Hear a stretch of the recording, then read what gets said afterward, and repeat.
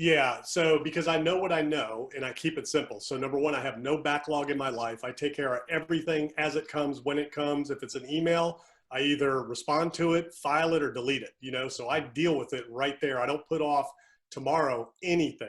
I make sure that everything that's on my desk is cleared before the end of the day. And if there's something I have to do tomorrow, it's on my list for tomorrow and it's out of my head. So I have a very strong sense of urgency. The best time to take care of anything is right now. And that's the way I operate, very immediate. And I keep it simple. I don't overcomplicate it. And, that's how our educational system is built. So college is an institution of overcomplication. So the top business schools, the top universities in the country, generate people that overcomplicate things. And, you can go hire the top people, smartest people from Harvard and Stanford and Yale and, Darden and all these wonderful institutions and bring them together and try to take the top idea from all these people to solve a problem. And it's going to fail every time because they overcomplicate it. They make it too hard. Yes, my YouTube channel is by design. I have no intro. I have no outro. I don't even really do thumbnails. It's just clean, simple, very to the point ideas and concepts that you can listen to, you understand it, you grasp it. And that's kind of a gifting I have, is taking very high level, complicated concepts, boiling them down into 1 or 2 sentences or 1 or 2 minutes where people are like, dang, I can take that and go make $1 million with it. And there are videos that I have out there for free that you can watch and go make $1 million with. The problem is there's so much out there. There's so much noise and there's so many great marketers that tell you, man, the one thing you need to know, or these are the 3 things that you have to do. And they'll have this 30-minute webinar talking about these 3 things, but they never tell you what the 3 things are, so Marketing. people are like, I got, and there's so many of those. There's nothing new under the sun. There is no secret. There is no 3 things. It's income, expenses, leadership, management, delegating, motivating. Do it now. Don't put off today, or tomorrow what you can do today. It's very simple. You have vision, you have an idea, you got to have faith, you have to have a way to implement it, and you get out and you just get started.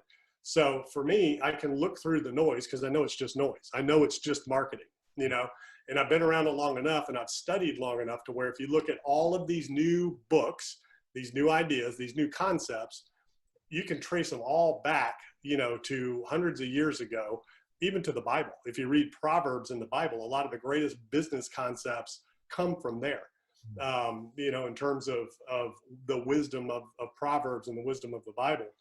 When it comes to real estate, there's nothing new in real estate. That it's property, right? It's income and expenses. It's, you buy low, you sell high, so there are no tricks or secrets or anything like that. It's consistent action.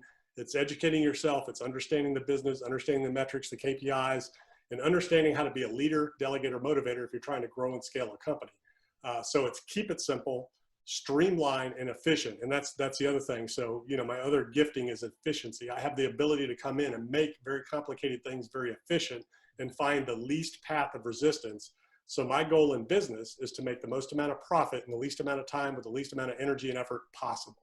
So that's how I approach everything, is I try to understand it first, and then, make it as efficient as possible, systemize everything you can, outsource and delegate, and just forget all the noise. Yeah, I mean, there's a ton of those, but, the first one was a lot flip, so I'd owned houses. I didn't know that real estate investing was a thing. I didn't even know you could flip. So I had a real estate agent that came to me and said, hey, there's a slot over here that we can buy.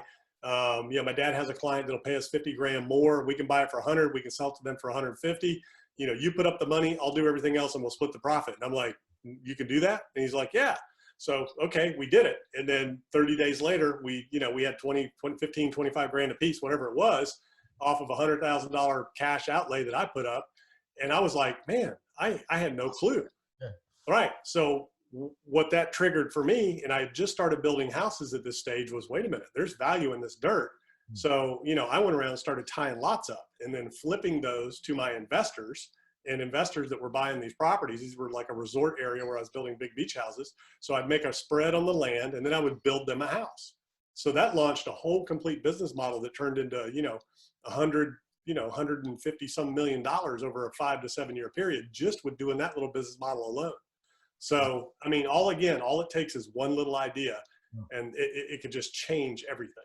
Yeah, yeah. And it's funny, we all have blind spots. So, we all can't see what we can't see. And then sometimes you got to have somebody else come in that can see what you can't to open your mind up. And, if you have an existing business or if you're just getting started or like me, I was building and doing all these things, but I couldn't see that opportunity. Somebody came in, one idea, bam, and off to the races, and it turned into hundreds of millions of dollars. And that's kind of how it works. Even in the biggest of companies, people are running these companies. I mean, let's take GM for an example. The company, iconic company, Sears, J.C. Penney, whatever, going bankrupt. They've got sharp MBA grad, very educated, experienced people running those companies, but they're not running them like entrepreneurs, like business owners.